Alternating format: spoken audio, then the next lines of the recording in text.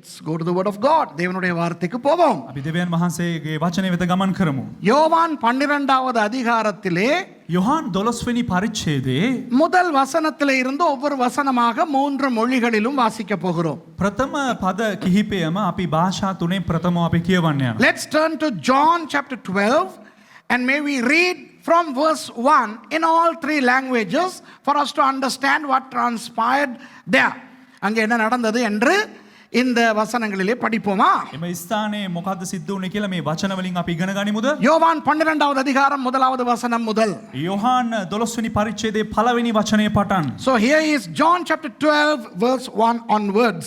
பஸ்கா பண்டிகை வர 6 நாளைக்கு முன்னே இயேசு தாம் மரணத்திலிருந்து எழுப்பின லாசரு இருந்த பெத்தானியாவுக்கு வந்தார். යේසුස් වහන්සේ පාස්කු මංගල්‍යයට සත් දවසකට පළමුවෙන් බෙතානියට ආසේක. යේසුස් වහන්සේ විසින් මලවුන්ගේ නැගිට්ට වූ ලාසරුස් එහි සිටියේය.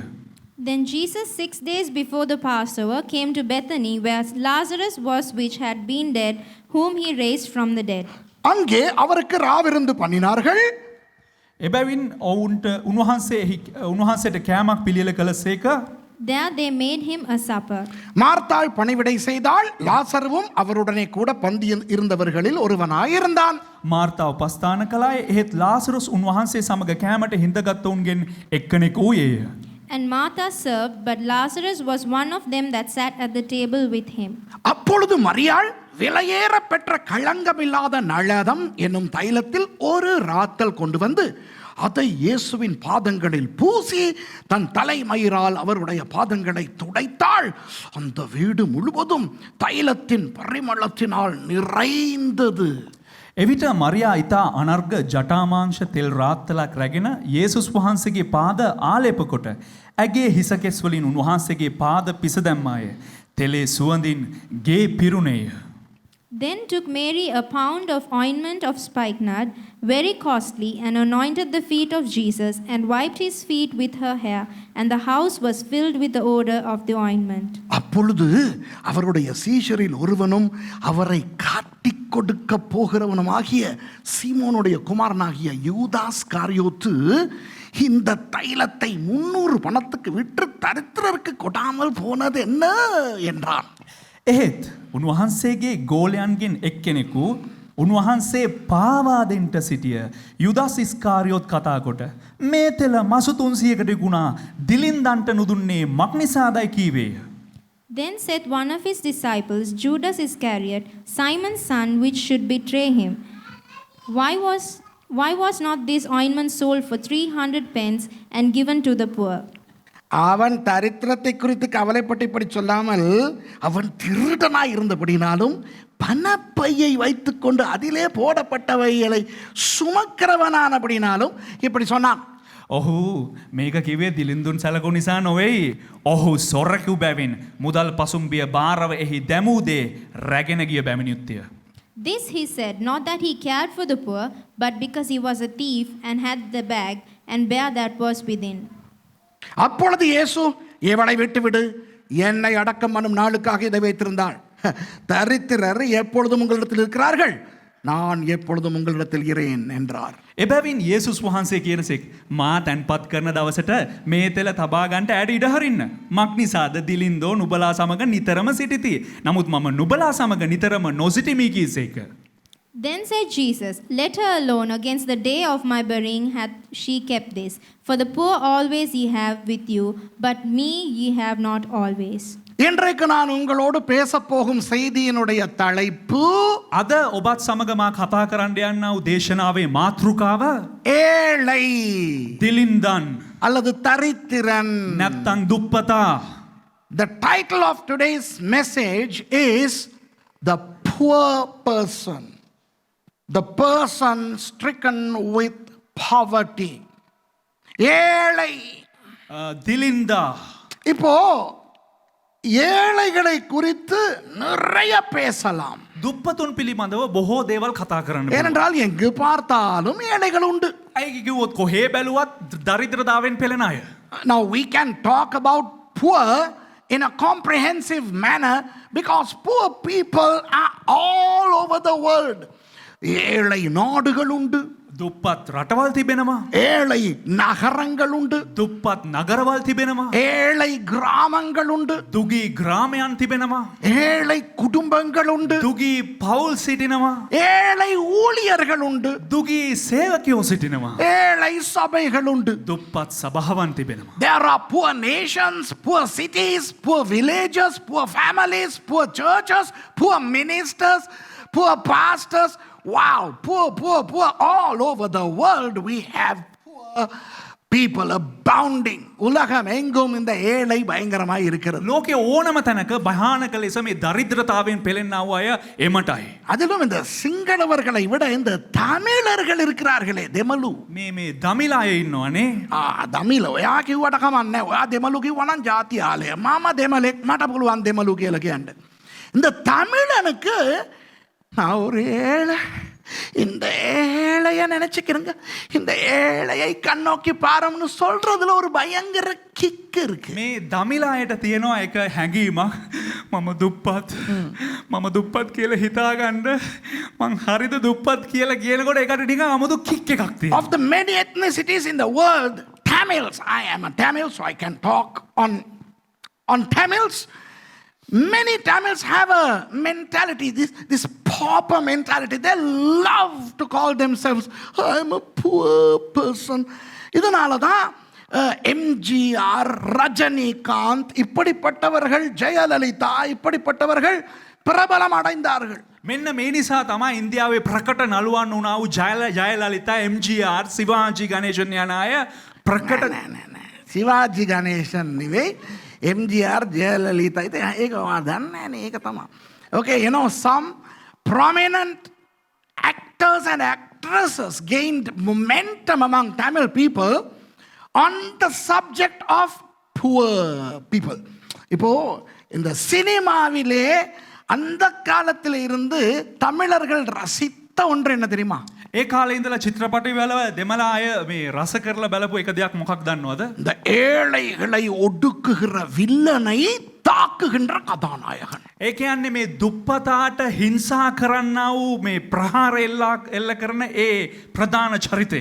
නෑ, දුප්පත් මිනිස්සුන්ට කරදර කරන දුෂ්ටයාව පහර දෙන ප්‍රධාන චරිත.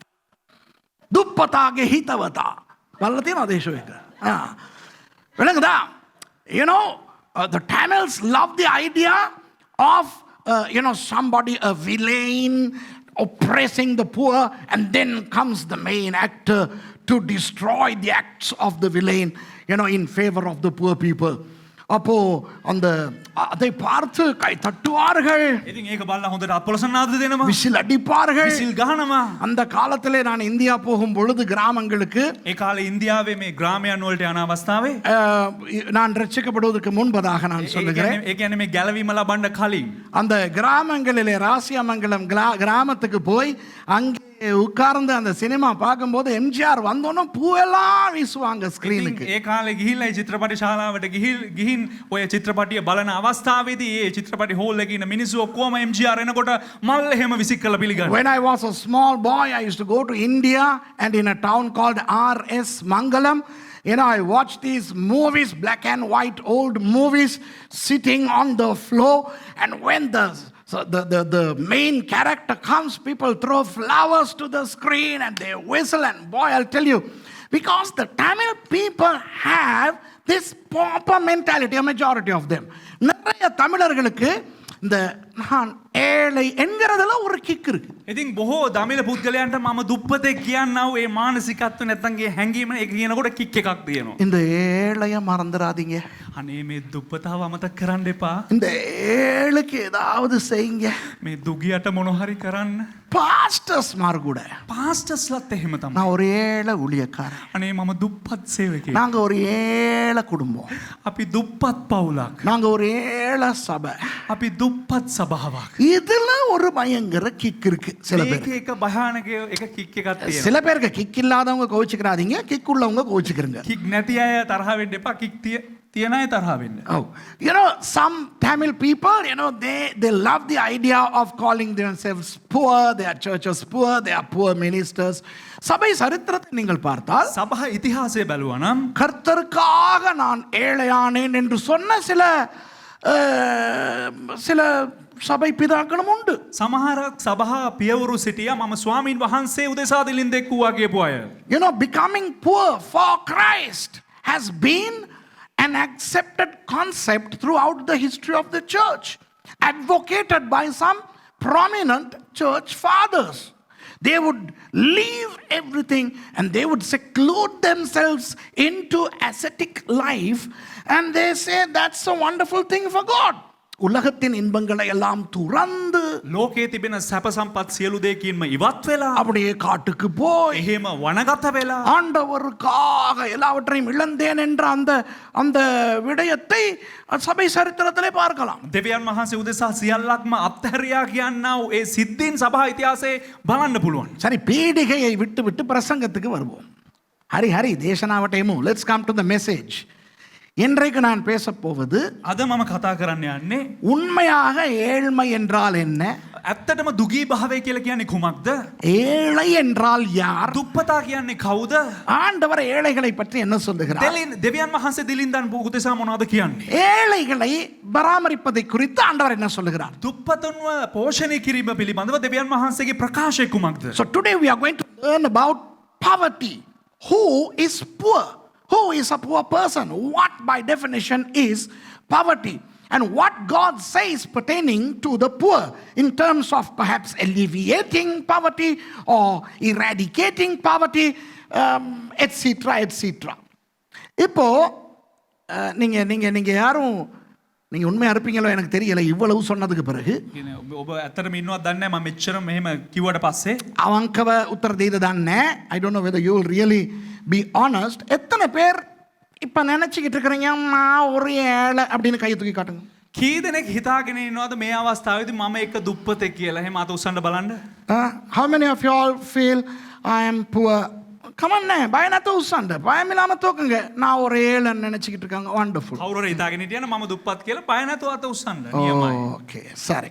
இப்போ இன்றைக்கு இந்த பிரசங்கத்தின் மூலமாய் ஆண்டவர் எங்களோடு பேசட்டும். දැන් මේ දේශනාව කරනකොටගෙන දෙවියන් වහන්සේ අපිත් එක්ක කතා කරපු. Now let God talk to us through this sermon. உண்மையாக இந்த ஏழையை குறித்து நிறைய பேசலாம். ஐயா, நான் என்ன எனக்கு ஏவப்படுகிறதோ அதை மட்டும் பேசி முடிக்கிறேன். ඇත්තට මේ දුගියා පිළිබඳව ගොඩාක් දේවල් කතා කරන්න පුළුවන්. නමුත් මට මොනවද හැංගෙන්නේ දැනෙන්නේ මම ඒ දේ ඔබලට සමන් කතා කරන්න. Now you can actually have a whole conference on the topic of poor, but let me just say whatever the Holy Spirit prompts me to say. இந்த கதையை பார்த்தீர்களா? මේ කතාව බැලුවද?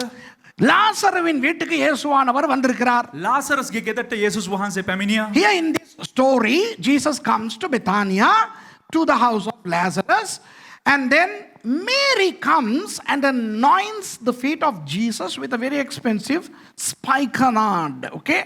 மரியாள் வந்து, அதாவது லாசருவின் தங்கை மரியாள், ඒ කියන්නේ ලාසරස්ගේ නැගණිය වූ මරියා.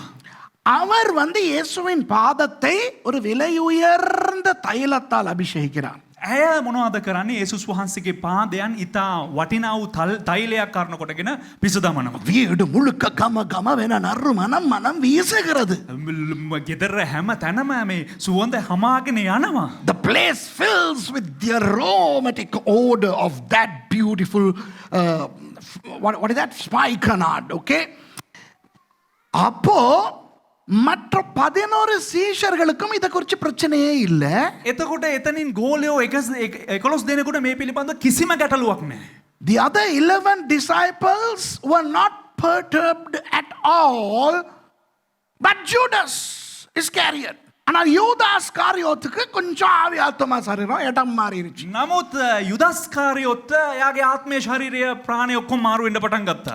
எப்படின்னா කොහොමද කියලා කිව්වොත් ஏழைகளை குறித்த வேதனை அவருக்குள்ள அப்படியே பொங்கி வந்துச்சாம். ඒ කියන්නේ දුගියන් පිළිබඳව තිබෙනා වේදනාව එහෙම උතුරලා ගලන්න පටන් ගත්තා. All of a sudden the fellow was so full of compassion for the poor. அப்ப அண்ணன் என்ன சொல்றாருன்னா, එතන මොනවද එයා කියන්නේ? இவ்வளவு பெருமதியான இந்த தைலத்தை காலில் போட்டுட்டாங்களே. අයියෝ මෙච්චර වටින මේ තෙල මේ නිකං කකුල් දෙකට හැලුවනේ. You know, this expensive spikenard has been poured at the feet of Jesus. The value of this is about 300 denarii. இதனுடைய பெறுமதி 300 பணம். මේකේ වටිනාකම මුදල් 300ක්. அதாவது 150 நாள் சம்பளம். ඒ කියන්නේ දවස් 350ක පඩිය. 150ක. ஓ, அதாவது 5 மாத சம்பளம் பெறுமதியான என்ற தெய்வமே, நீங்க உங்களுக்கு மாச வருமானம் என்னன்னு நீங்க பாத்துக்கிறீங்க. நீங்க ඔබ කල්පනා කරලා බලන්න ඔබේ මාසික ආදායම කොපමණද? ඒ අනුව මාස 5ක ආදායම ගැන හිතා now ගන්න. you calculate your monthly income and multiply it, by 5. So it's 5 months wage worth ointment that is just poured. 5 மாத சம்பளத்துக்கு பெருமதியான அந்த வாசனை திரவியத்தை கால்ல ஊத்தியாச்சே. මාස 5ක පමණ ආදායමකින් යුක්ත වටිනාකමින් යුක්ත වූ ඒ තෛලය අයියෝ කකුලේ හලවුවනේ. இதை விற்று ஏழைகளுக்கு உதவி செய்திருக்கலாமே. මේක විකුණලා දුප්පතුන්ට වේදම් කරන්න තිබ්බනේ. Only this ointment could have been sold and given to the poor. இப்படிதான் நிறைய பேர் கிறிஸ்தவ தொண்டு ஊழியம் செய்கிறார்கள். මෙන්න මෙහෙම තමා බොහෝ දෙනෙක් මේ ක්‍රිස්තියානි සේවයේ නියැලෙන්නේ. නෑ, ක්‍රිස්තියානි සමාජ සේවාවන් කරන්නේ. A lot of Christian social charities operate in this way. Now listen to me very carefully. என்ன நான் சொல்றத ஒழுங்கா கவனிங்க. හොඳින් ඔබ අවධානය යොමු කරන්න මේ දිස. எல்லா கிறிஸ்தவ தொண்டு நிறுவனங்களும் அப்படி அல்ல. සෑම කිතුණු සුබසාධක සංගමයක්ම එහෙම නෙවෙයි. Not all Christian social charities are like that. But there are many Christian social charities that have the mentality of Judas Iscariot. ஆனால் நிறைய கிறிஸ்தவ தொண்டு நிறுவனங்களுக்கு யூதாஸ் காரியோத்தினுடைய மனம் தான் இருக்கிறது. නමුත් බොහෝ කිතුණු සුබසාධක සංගම් වලට යුදාස් ඉස්කාරියොත්ගේ මනස තමා තිබෙන්නේ. ஏழைகளுக்கு உதவ வேண்டும், දුප්පතුන්ට උපකාර කරන්න ඕන. ஏழை பிள்ளைகளுக்கு படித்துக் கொடுக்க வேண்டும், දුප්පත් දරුවන්ට උගන්වන්න ඕන. ஏழை வீடுகளுக்கு போய் கூரை போட்டு கொடுக்க வேண்டும், දුප්පත් නිවෙස් වලට ගිහිල්ලා ඔවුන්ගේ වහල් හදලා දෙන්න ඕන. ஏழை கிராமங்களுக்கு போய் மலசல கூடங்கள் கட்டி கொடுக்க வேண்டும். දුගී ග්‍රාමවලට ගිහිල්ලා ඔවුන්ට වැසිකිලි හදලා දෙන්න ඕන. A lot of Christian charities, they want to educate children, feed the poor, build homes, complete the homes with roofs and build toilets. They are all wonderful. எல்லாம் நல்லதுதான். මේ හැම එකක්ම හොඳයි. ஆனால் නමුත් இங்க மாப்பிள்ளை ஏன் இப்படி சொல்றார் என்று அடுத்த வசனம் சொல்லுகிறது. ඇයි මෙයා මේ ආකාරයෙන් කියන්නේ කියලා අනිත් වචනේ පැහැදිලි වෙනවා. Verse 6 qualifies as to why Judas was so concerned of the poor. ஏன் இந்த தரித்திரரை குறித்து இவர் இவ்வளவு மாப்பிள்ளை கவலைப்பட்டாருன்னு 6வது வசனம் சொல்லுது. ඇයි මේ දිලින්දන් පිළිබඳව මෙච්චර මොහු දුක් වෙන්නේ කියලා ඊළඟ වචනේ පැහැදිලිව කියනවා. அவன் தரித்திரரை குறித்து கவலைப்பட்டு இப்படி சொல்லாமல் ඔහු දිලින්දන් පිළිබඳව දුක් වෙලා මෙහෙම කියන්නේ නැතුව அவன் திருடனானபடியினால் சொல்லியிருக்கிறான். ඔහු හොරෙක් නිසා තමයි ඒ වගේ කියලා තියෙන්නේ. This he said not that he cared for the poor, but because he was a thief.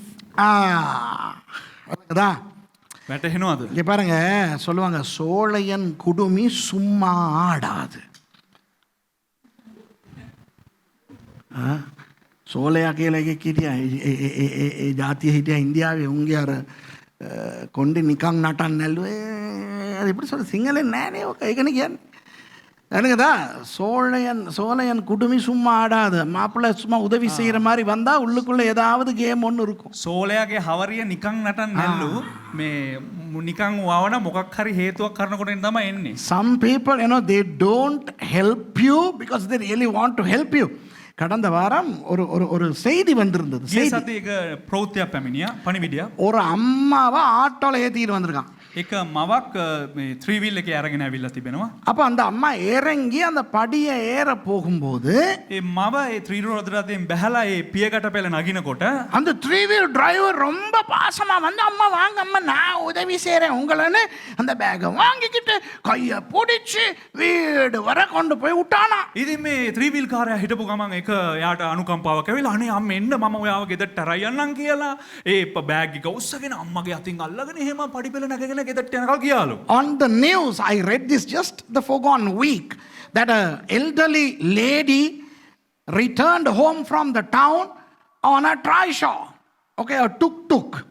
And then when she alighted from the machine, this guy offered her his assistance, held her hand and assisted her to climb those flights of stairs, okay? And he carried the handbag and all that kind of stuff. வீட்டுக்கு வந்த பிறகு அந்த அம்மா பார்த்துருக்காங்க. ගෙදරට ආපුහම මේ අම්මා බලලා තියෙනවා.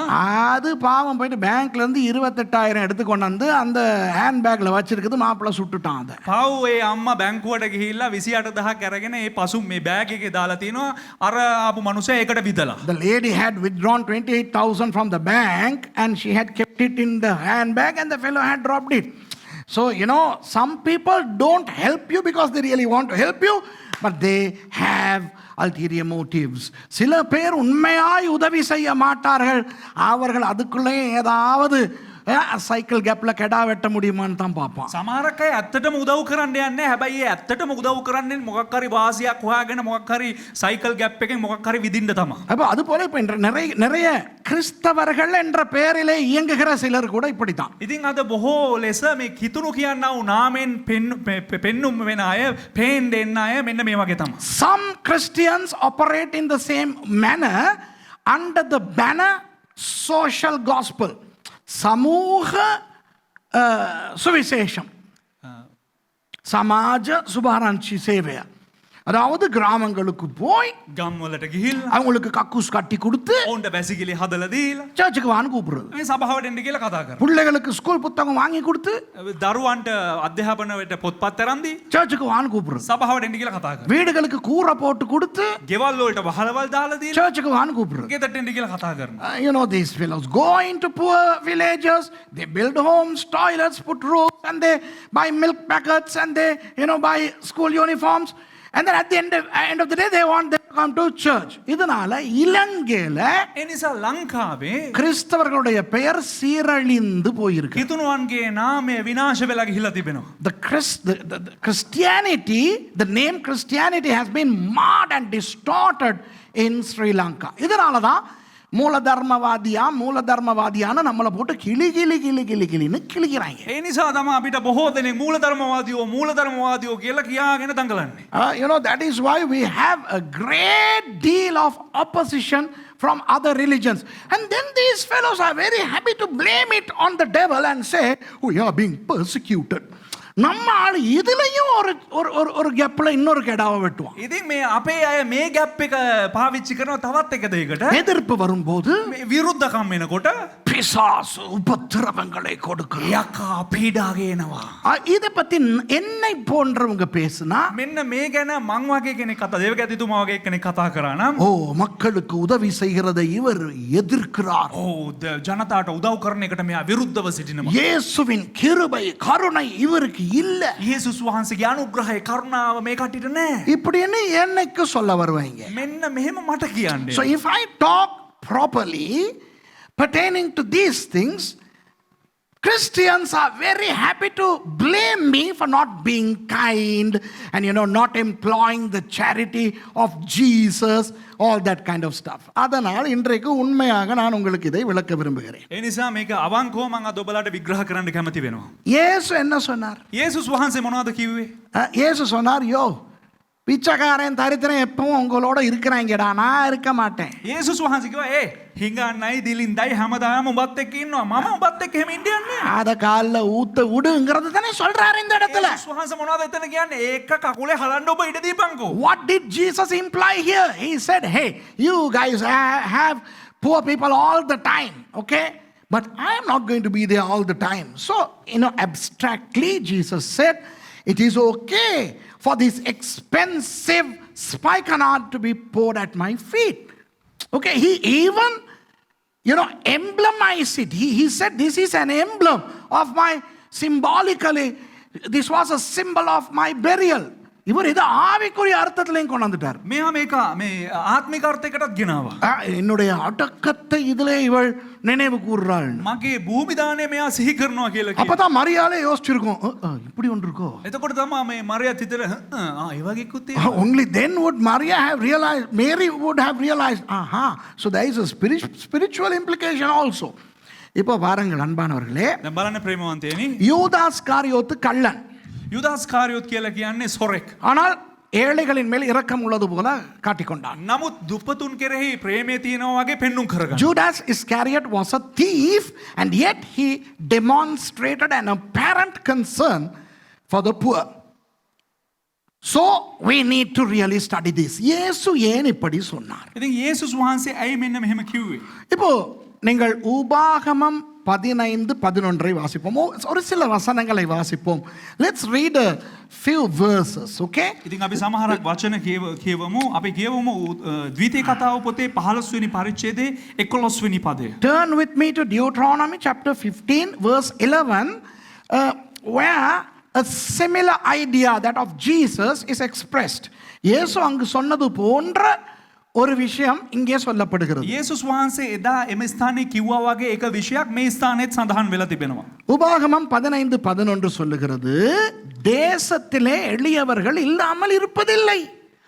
ஆகையால் உன் தேசத்தில் சிறுமைப்பட்டவனும் எளியவனும் ஆகிய உன் சகோதரனுக்கு உன் கையை தாராளமாய் திறக்க வேண்டும் என்று நான் உனக்கு கட்டளையிடுகிறேன். ඉතින් ද්විතීය කතාව 15 වෙනි පරිච්ඡේදයේ 11 වෙනි වගන්තිය මෙන්න මෙහෙම සඳහන් වෙනවා. දිලින්දෝ කවදා දේශේ ඉන්නෝමය. එබැවින් නුබේ දේශෙහි නුබේ සහෝදරයා වූ නුබේ දුප්පතටත් නුබේ දිලින්දාටත් නුබේ අත සැබවින් විදහන්නයි නුබට අනකරමි. Deuteronomy chapter 15 verse 11 says, For the poor shall never cease out of the land, therefore I command thee, saying, Thou shalt open thine hand wide unto thy brother, to thy poor and to thy needy in thy land. இந்த இடத்திலே கொடுக்கப்பட்டது ஒரு வேண்டுகோள் அல்ல, கட்டளை. මෙම ස්ථානයේ තිබෙන්නේ එක ඉල්ලීමක් නෙවෙයි, එම ස්ථානයේ තිබෙන්නේ එක අණක්. This is not a request but a command. Hey, you will always have poor people in your land, so you must help them. It's a command, okay? இந்த இடத்துல ஆண்டவர் சொல்லுகிறார், எப்பொழுதும் தேசத்திலே எளியவர்கள் இருப்பார்கள், அவர்களுக்கு நீங்கள் உதவி செய்யவே வேண்டும். මෙම ස්ථානයේ දෙවියන් වහන්සේ මොනවද කියන්නේ? ඔබේ දේශේ නිරතුරුවම දිලින්දන් සිටිනවා. ඒ නිසා ඔබ අනිවාර්යයෙන්ම දිලින්දන්ට උපකාර කළ යුතුයි. ஆகவே வேதத்தின்படி எப்பொழுதும் எளியவர்களுக்கு உதவி செய்ய வேண்டும். ஓகேயா? ඒම නිසා දෙවියන් වචනට අනුව නිරතුරුවම දිලින්දන්ට උපකාර කරන්න ඕන. හරිද? So according to the scriptures, we need to extend our helping hand to the poor. Period. That's it. You have to do it. It's a command. அது ஒரு கட்டளை, செய்தே ஆக வேண்டும். ඒක එක අණක්, ඒ නිසා අනිවාර්යයෙන් මේක කරන්නම අවශ්‍යයි. நீதிமொழிகள் 14:31 வாசிப்போம். අපි කියමු හිතෝපදේශයේ 14 වෙනි පරිච්ඡේදයේ 31 වෙනි පදය. Let's read Proverbs 14 verse 31. தரித்திரனை ஒடுக்குறவன் அவனை உண்டாக்குனவரை நிந்திக்கிறான், தரித்திரனுக்கு தயை செய்கிறவனோ அவரை கனம் பண்ணுகிறான். දුප්පතාට පීඩා කරන්න ඔහුගේ මැවුම්කාරයනන් නින්දා කරන්නේය. එහෙත් දිලින්දාට කරුණා කරන්න උන්වහන්සේට ගෞරවය කරන්නේය. He that oppresseth the poor reproacheth his maker, but he that honoreth him hath mercy on the poor. இங்க பாருங்க, මේ බලන්න. இந்த இடத்துல தரித்திரனை என்று இருக்கிறது. මේ ස්ථානයේ මේ දිලින්දා දුප්පතා කියලා තිබෙනවා. கிறிஸ்தவ தரித்திரனைன்னு இருக்கா? කිතුණු දුප්පතා කියලා තිබෙනවද? It says poor. Does it say Christian poor? இப்போ இந்த இடத்துல கிறிஸ்தவ தரித்திரனை ஒடுக்கிறவன் அவனை உண்டாக்குனவரை நிந்திக்கிறான், கிறிஸ்தவ தரித்திரனுக்கு தயை செய்கிறவனோ அவரை கனம் பண்ணுகிறான் என்றா இருக்கிறது. දැන් මේ ස්ථානයේ කිතුණු දුප්පතාට පීඩා කරන්න ඔහුගේ මවුම්කාරයට නින්දා කරන්නේ, එහෙත් කිතුණු දිලින්දාට කරුණා කරන්න උන්වහන්සේට ගෞරව කරන්නේ කියලා තිබෙන්නේ. Does the Bible say the Christian poor shouldn't be oppressed? The Christian poor should be treated well? No, this is just any poor. எந்த தரித்திரனும்.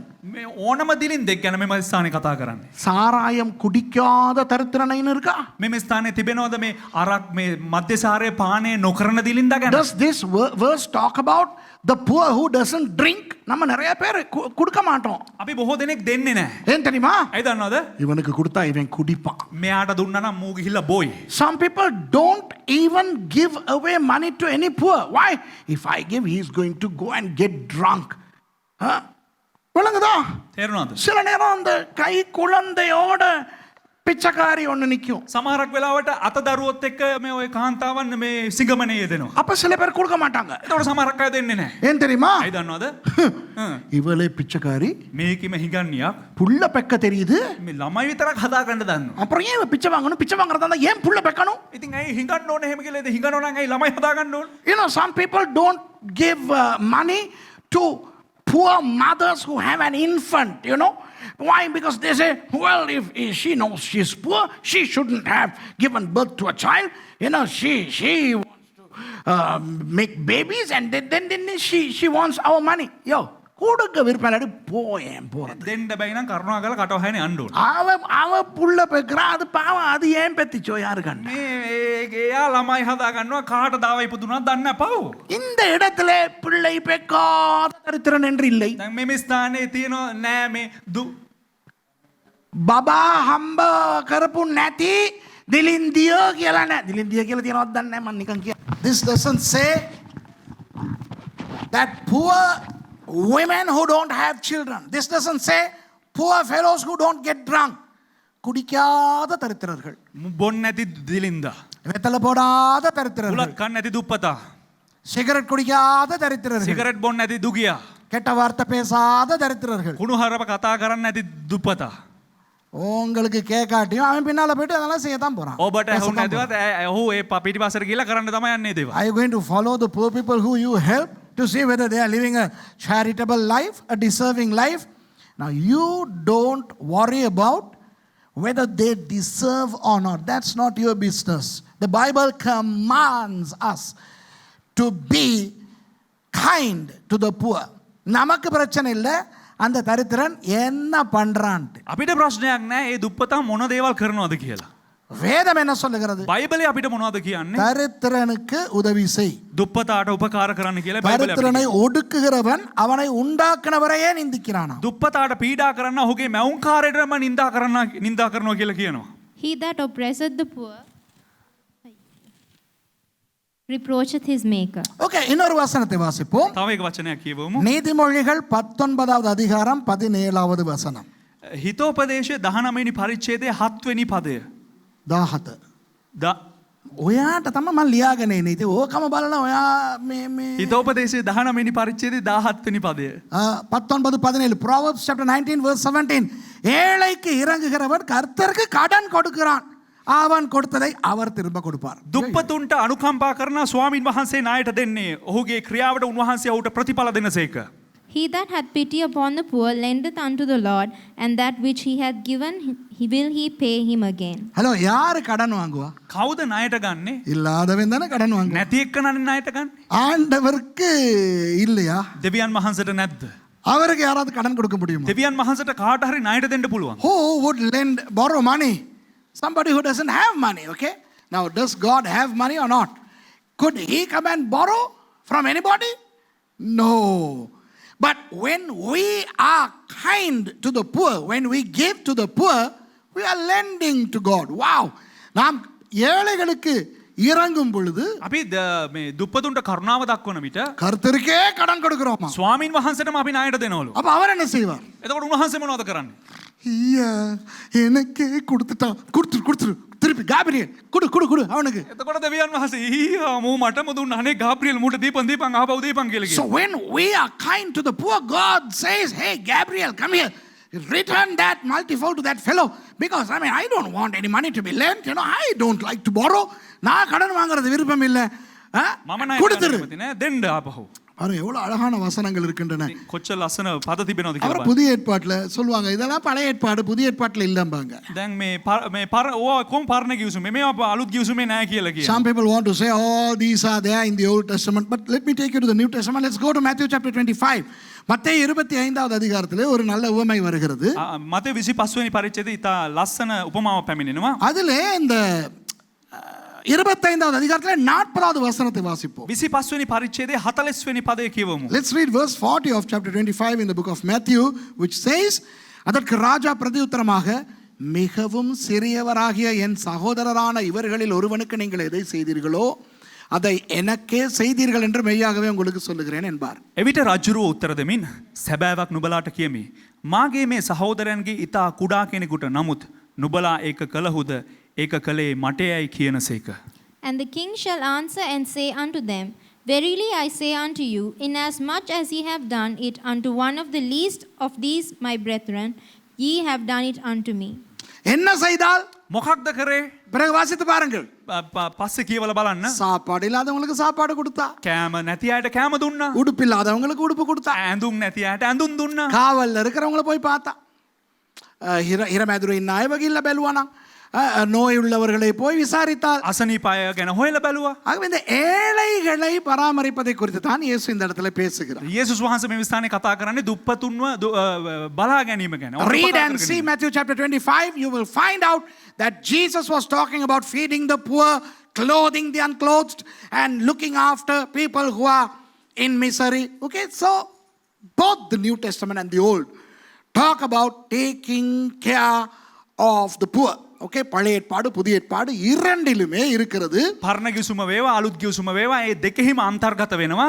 இந்த ஏழைகளுக்கு இறங்குவது. දුප්පතුන්ට කරුණාව දැක්වීම පිළිබඳව. இப்போ දැන් யார் ஏழை? කවුද දුප්පතා? நாம் ஏழையா? අපි දුප්පත්ද?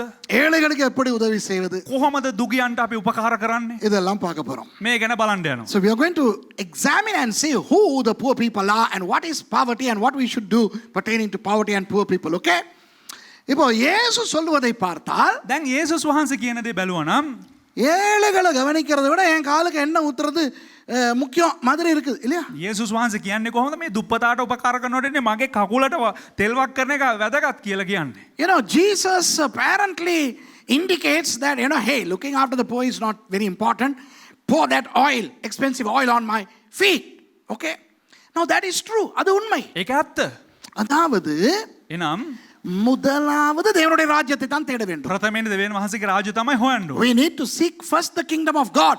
தேவனுக்கு தான் நாம் எல்லாவற்றையும் கொடுக்க வேண்டும். දෙවියන් වහන්සේට තමයි සියල්ලක්ම ප්‍රථමයෙන්ම දිය යුත්තේ. தேவனுக்கு கொடுக்க வேண்டியதை எடுத்து ஏழைகளுக்கு கொடுத்து பாராட்டு வாங்க கூடாது. දෙවියන් වහන්සේට අවශ්‍ය දේ දෙවියන් වහන්සේට අයිති දේ දුගියන්ට දීලා ඒකේ පාරට්ටුව ගන්න හොඳ නැහැ. We should not rob things that are for God and try to do charitable work. Do you understand? God takes prominence and precedence over any and everything. தேவனுக்கு முதலிடத்தை நாம் எல்லாவற்றிலும் கொடுக்க வேண்டும். දෙවියන් වහන්සේට ප්‍රථම ස්ථානය අපි නිරතුරුවම දිය යුතුයි. சரி, இந்த ஏழை என்றால் யார்?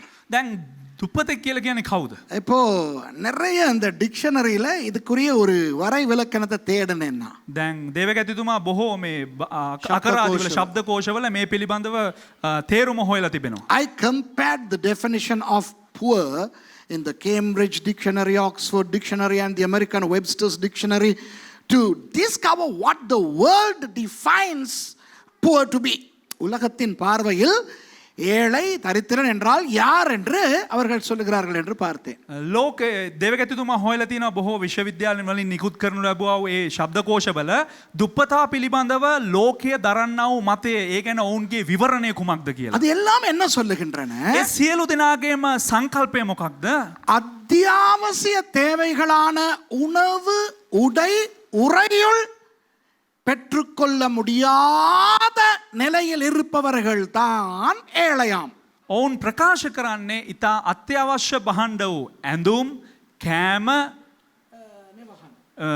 නිවාස, නවාතැන් නැති අය අවශ්‍ය අය තමා දුගියන් කියලා. So poor by definition is somebody who does not have food to eat, clothes to wear and a place to sleep or live.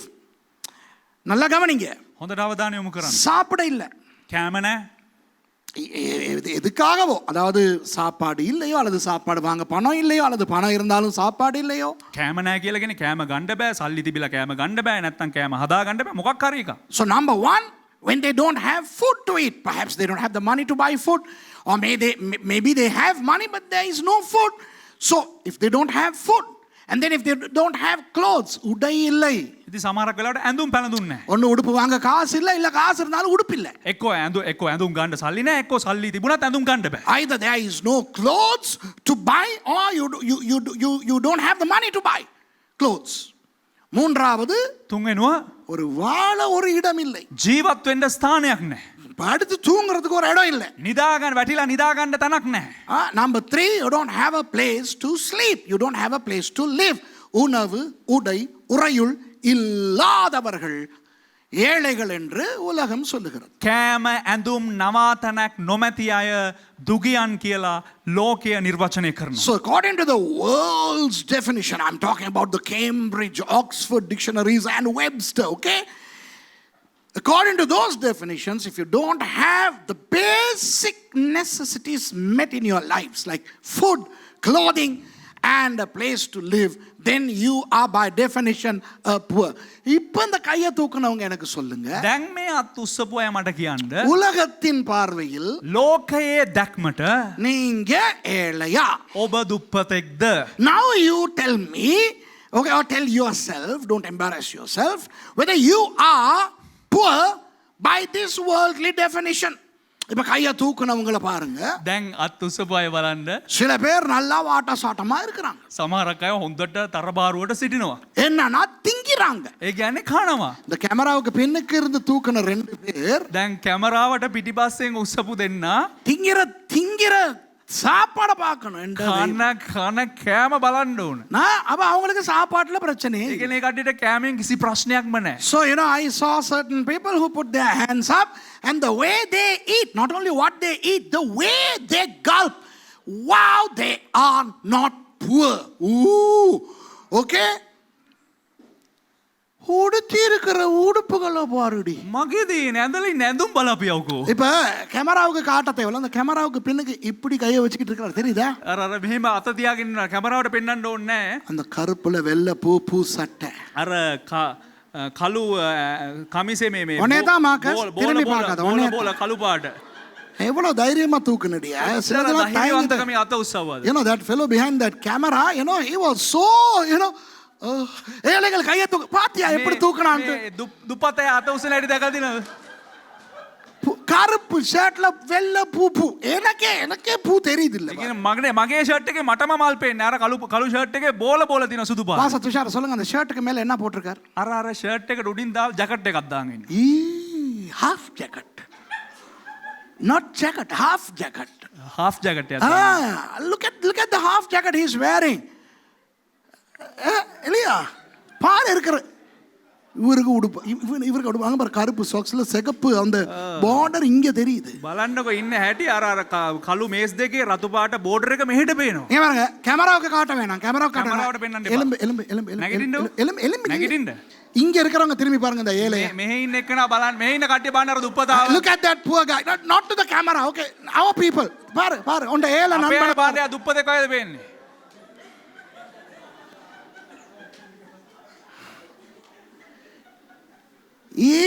இவருக்கு கொடுக்கறதையும் திம்பாரு, லாஸ்கிக்கு கொடுக்கறதையும் திம்பாரு. මෙයාට දෙන එකත් කනවා, ලැස්කිට දෙන එකත් කනවා. ஓ இல்லையா? නේ. He not only eats what he eats, but he also eats what Lasky eats. Lasky is our dog, he looks after Lasky. Sometimes, அவனே நான் கையை தூக்க சொல்லி தூக்குனா පුතේ මම අත උස්සන්න කියලා උස්සවන පොඩ්ඩක් කල්පනා කරලා උස්සන්න ඕන. இங்க ஒரு ஆள் கும்பிடுது, මේ එක්කෙනෙක් වඳිනවා එපා කියලා. ஏனோ அந்த கும்பிடுற ஆளை பார். මේ වඳින එක්කන බලන්න. கேமராவுக்கு காட்ட வேணாம், කැමරාවට පෙන්වන්න එපා. உங்களுக்கு நல்லா தெரியும் அவங்க. මට හොඳටම දන්නවා. The person who is saying no, don't betray me. Pastor Tushara knows that person really well. Okay, Pastor Tusharaki கொஞ்சம் சொந்தம். ඒ කියන්නේ මට ගොඩක් සමීපයි. නෑ, ඔයාට ඥාතිත්වයක් තියෙන නෑදෑයෙක් නේ. මම හිතන්නේ ඔයාගේ දුවට අම්මා කෙනෙක් වෙනවද කොහෙද? Maybe she is the mother of Pastor Tushara's child. ඔය இருக்கிற மாறிய பாரு. ඉන්න හැටි බලන්න. தின்னு பாரு. ஒசரத்துக்கு ஒசரம் பெருப்பத்துக்கு பெருப்பம். උසට උසයි මහතර මහතේ. என்ன அழகான வீடு தான் உங்களோட வீடு. කොච්චර ලස්සන ගියක්ද අපේ ගෙදර. நல்லமா இல்லையா? හොඳයි. உண்மையை சொல்லுங்க, உங்க வீடு நல்லா. Is your house okay? Yes. You live in a house, right? Yes. And you eat 3, 4, 5 times a day. Rasa musu.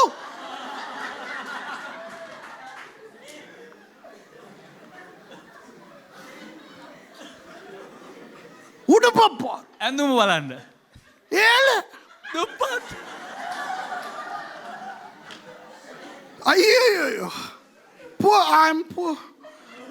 இப்பதான் மற்றவங்க எல்லாம் நினைக்கிறாங்க දැන් තමයි අනිත් අය හිතන්නේ நல்ல நேரம் தெய்வமே நான் கையை தூக்கல. මගේ දෙයියනේ හොඳ වෙලාවට අත උස්සන දේ. ஓ ශනලි ඉස්සුවද? ඉස්සුවද? මම දැක්කේ නෑ.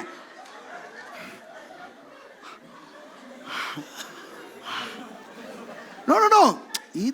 இதுதான் உண்மை. මේක තමයි සත්‍යය. This is the truth. Now I am here not to make fun. This is not a comedy show. It's okay if we laugh, but we need to think. We need to change. இப்போ இது வந்து ஒரு comedy show இல்ல. මේක එක මේ comedy ජවනිකාවක් නෙවෙයි විහිළු ජවනිකාවක් නෙවෙයි. இது உண்மை. சிரிப்போம். அத பத்தி பிரச்சனை இல்ல. hina වෙමු. නමුත් මේක තමයි ඇත්ත. சில நேரம் நாம் நம்மை குறித்து நினைத்து கொண்டிருக்கிற விதம் தவறு. සමහරක් වෙලාවට අපි ගැන වටහාගෙන ඉන්න විදිහ වැරදි. Sometimes we have an erroneous deduction about our own selves. We are not poor. நாம் ஏழைகள் அல்ல. අපි දුප්පත් නොවේ. இயேசு கிறிஸ்துவை ஏற்றுக்கொண்ட யாருமே ஏழைகள் அல்ல. යේසුස් ක්‍රිස්තුස් වහන්සේ පිළිගත්ත කිසිම කෙනෙක් දුගියෙක් නොවේ. There is no poor person in Christianity. Okay? Christianity is not a poor faith. Christians are not poor. Okay? கிறிஸ்தவர்கள் ஏழைகளே அல்ல. හිතුණුවන් දිලින් දන්ම නෙවෙයි. தேவைக்கு அதிகமாக இருக்கிற கிறிஸ்தவர்கள் செழிப்பு உபதேசம் அதெல்லாம் பிழை. ඕනවට වැඩිය අර තියෙන මේ කිතුණුවන් ඒ වගේම සඵලත්වයේ මේ ගැන කතා කරන අය ඒවා වැරදි ව්‍යාජයි. I am vehemently against the doctrine of prosperity theology. You know, I don't vouch for that, you know. But I believe in biblical prosperity. வேதத்தின் சுபீட்சத்தை செழிப்பை நான் நம்புகிறேன். බයිබලයේ සඵලත්වය පිළිබඳව මම විශ්වාස කරනවා. தேவைகளை சந்திக்கிற தேவன். මේ අවශ්‍යතාවයන් සපයන්නා වූ දෙවියන් වහන්සේ. நேற்று ஒருவர் என்னிடத்தில் சொன்னார். ඊයේ එක්කෙනෙක් ගාව කිව්වා. එක්කෙනෙක් මට කිව්වා. එක්කෙනෙක් දෙවගැතුමාට කිව්වා. பாஸ்டர் சுரேஷ் நீங்க இப்ப நல்லா இருக்கிறீங்க இல்லையா? පාස්ටර් සුරේෂ් දැන් ඔයා හොඳට ඉන්නව නේද? Yesterday a guy who met me after many decades told me, Pastor Suresh, you are very blessed now. You are blessed now. நீங்க இப்ப நல்லா இருக்கிறீங்க இல்லையா அப்படின்னு கேட்டார். ඔබ හොඳට දැන් ඉන්නව නේද කියලා කිව්වා. அப்ப நான் கேட்டேன் பாஸ்டர், அவரும் ஒரு பாஸ்டர். එතකොට ඔහුත් එක දේවගැතිවරේ පාස්ටර් කෙනෙක්. ඒතකොට මම කිව්වා පාස්ටර් ஏன் பாஸ்டர் நான் முந்தி நல்லா இருக்கலையான்னு கேட்டேன். ඇයි පාස්ටර් මං ඉස්සර හොඳට හිටියේ නැද්ද? முந்தா நாள் ராத்திரி. පෙරේදා රාත්‍රියේදී. Okay, night before last I was dialoguing with this pastor who said in a very innocent, very honest manner, he said, Pastor, now you are really blessed, aren't you? And I asked him, excuse me, Pastor, when did you see me not blessed or less blessed? நான் அவர்கிட்ட கேட்டேன், pastor எப்ப நீங்க என்னைய கண்டீங்க ஆசீர்வாதம் குறைவானா இருந்தது? Pastor ඔබ කවද්ද දැක්කේ මාව ආශිර්වාද අඩු පුද්ගලයෙක් හැටියට? அதுக்கு அவர் சொல்றாரு, ඒකට ඔහු දුන්න පිළිතුර, பாஸ்டர் உங்களுக்கு முந்தி சொந்தமா காணி இருக்கல தானே? පාස්ටර් ඔබට ඉස්සර කලින් ඔබටම කියලා ඉඩමක් තිබ්බේ නැහනේ. முந்தி ஒரு ஆட்டோ தானே பாஸ்டர் ඔබට உங்களுக்கு? ඔය ඉස්සර තිබ්බේ 3 wheeler එකක් පමණයිනේ. So he said, Pastor, you did not have your own land those days. You just had a trishaw. அப்ப நான் கேட்டேன், சரி பாஸ்டர், இப்ப என்ன? දැන් එතකොට ඇහුවා එතකොට පාස්ටර් මං දැන් විතර මොකද? இப்ப சொந்த காணி இருக்கு உங்களுக்கு. දැන් ඔබටම කියලා ඉඩමක් තිබෙනවා. 2 பஸ் இருக்குது. அவர் சொல்றாரு, ඔයා කියනවා මට දැන් ඔබට බස් දෙකක් තියෙනවා. வேன் எல்லாம் இருக்கு. වෑන් එකක් එහෙම තියෙනවා. கார் இருக்கு. මේ කාර් තියෙනවා. எல்லாம் இருக்கு. හැම දෙයක්ම තියෙනවා. நான் சொன்னேன், சரி பாஸ்டர், அப்ப நான் முந்தி ஆசீர்வாதமா இல்லைன்னா சொல்றீங்க. ඉතින් මේ හරි පාස්ටර් ඒ කියන්නේ මම ඉස්සර ආශිර්වාදමත් නැහැ කියලාද කියන්නේ? You know, I asked him, now he told me, now you have 2 buses, you have a van, you have a car, you have your own land, and all that paraphernalia. I said, okay, Pastor, now do you mean to really say that I was less blessed than now? இப்ப விட நான் அந்த நேரத்துல ஆசீர்வாதம் குறைவா இருந்தேன்னு நீங்க சொல்றீங்களான்னு ඒ කියන්නේ දැන් මේ දැන් ඉන්නවට වැඩිය ඒ කාලේ මම ආශිර්වාද අඩුවෙන් සිටියා කියලාද ඔබ කියන්නේ? அப்ப அவர் சொன்னார், அவர் குழம்பிட்டார். දැන් එයා කොලප්පන් වුණා. அவருக்கு விளங்கிருச்சு. ஐயோ යාට තේරුණා අයියෝ වැරදිලා කට දිවි ගත්තා. he realized, you know, then I explained to him. நான் அவருக்கு சொன்னேன், මම ඔහුට කිව්වා இன்றைக்கு எப்படி ஆசீர்வாதமாய் இருக்கிறேனோ அதே போல தான் அன்றும் நான் ஆசீர்வாதமாய் இருந்தேன். අද කොහොමද කෙබඳු ආකාරයෙන් මම ආශිර්වාදමත් ලෙස ඉන්නේ ඒ ආකාරයෙන්ම තමයි මම ඉතිහාසෙත් හිටියේ. I explained to him that I am as blessed today as the way I was blessed then. Then I did not need my own land. I did not need 2 buses. I did not need the things that I did not have. but I needed a mode of conveyance, and God had blessed me with a treasure. Ooh, I was blessed, I said. அப்ப நான் சொன்னேன், அந்த நேரம் எனக்கு 2 bus தேவைப்படல. ඉතින් මම කිව්වා එදා මට බස් දෙකක් අවශ්‍ය වුණේ නෑ. சொந்த காணி தேவைப்படல. මට එදා මටම කියලා ඉඩමක් අවශ්‍ය වුණේ නෑ. ஆனா என்னுடைய ஊழியத்துக்கு அங்கும் இங்கும் போவதற்கு எனக்கு ஒரு வாகனம் தேவைப்பட்டது. ஆண்டவர் எனக்கு ஆட்டோ கொடுத்திருந்தார். නමුත් දෙවියන් වහන්සේ මට එහෙට මෙහෙට සේවයට යන්න කියලා එක වාහනයක් දීලා තිබුණා. උන්වහන්සේ මට 3 wheelerයක් දීලා දුප්පා. இப்ப 2 பஸ் இருக்கு. දැන් බස් දෙකක් තියෙනවා. கடைசியா அந்த 2 பஸ்ல நான் எங்க போனேன், எப்ப போனேன்? ඒ බස් දෙකේ මම අන්තිමේට කොහෙද කොතනටද මම අන්තිමේට ගියේ? I have 2 buses now, but when did I last travel in one of those buses? even நேத்து கூட பாஸ்டர் துஷார ஓட்டிக்கிட்டு இங்க உள்ள ஒரு கூட்டம் தான் போய் வந்தது. ඊයේත් දැන් මම ඒවා රතේ දහවනය කරගෙන මෙහි ඉන්න කට්ටියත් එක්ක ගිහිල්ලා තමයි මම කියන්නේ. Yesterday Pastor Tushara drove the bus, and many of you traveled in that bus to Kottagal and back. Was I in that bus? அந்த பஸ்ல நான் இருந்தேனா? ඉතින් ඒ බස් එකේ මම ගියාද? இல்ல, நான் எதுல போனேன்? මම මොකේද ගියේ? ஆட்டோ. මම ගියේ 3 wheeler. அன்று என்னை ஆட்டோவால் ஆசீர்வதித்தவர் இன்றும் என்னை ஆட்டோ ஆசீர்வாதத்தில் வைத்திருக்கிறார். அல்லேலூயா. එදා 3 wheeler එකේ ආශිර්වාද කරපු මට අදටත් දෙවියන් වහන්සේ 3 wheeler එකකින් ආශිර්වාද කරලා තියෙනවා. Hallelujah. Many years ago I traveled on a trishaw. Yesterday I traveled on a trishaw and we really had fun, didn't we? Mercy. Ooh, Daddy, we 3 were having great fun in that trishaw. நல்லா சூனா ஜொலியா ஆத்தல் பிட்ட பொல்தெல்லாம் போயிட்டு வந்தேன் நேத்து. ඒ කියන්නේ නිකන් චූන් එකේ ජොලියට ආතල් පිට පොල්තෙල් වගේ ගිහිල්ලා. விளங்குதா உங்களுக்கு? நான் என்ன சொல்லுகிறேன் தெரியுமா? මම මොකක්ද කියන්නේ? இப்ப அந்த பஸ் கொடுத்திருக்கிறது எனக்கு இல்ல, நம்ம ஆட்களுக்கு. දැන් මේ බස් එක දීලා තියෙන්නේ මට නෙවෙයි මේ ඉන්න පිරිසට. அத்தனை பேரை ஆட்டோல போட முடியாதனால இந்த 1க்கு 2 பஸ் ஆண்டவர் கொடுத்துட்டார். ඔක්කොමලා මේ 3 wheel එක දාන්න බැරි නිසා දෙවියන් වහන්සේ මෙන්න බස් දෙකක් කියලා දුන්නා. பஸ் இல்லாத காலத்தை விட பஸ் இருக்கும் காலத்தில் நான் அதிக ஆசீர்வாதமாய் இல்லை. බස් නැති කාලේ பஸ் නැති කාලයට වඩා බස් තියෙන කාලේ මං අධික ආශිර්වාදයෙන් නෙවෙයි ඉන්නේ. I am not more blessed now than before because I now have buses that I did not have then. When I became a Christian, God started to bless me, and I, just like all Christians, am blessed.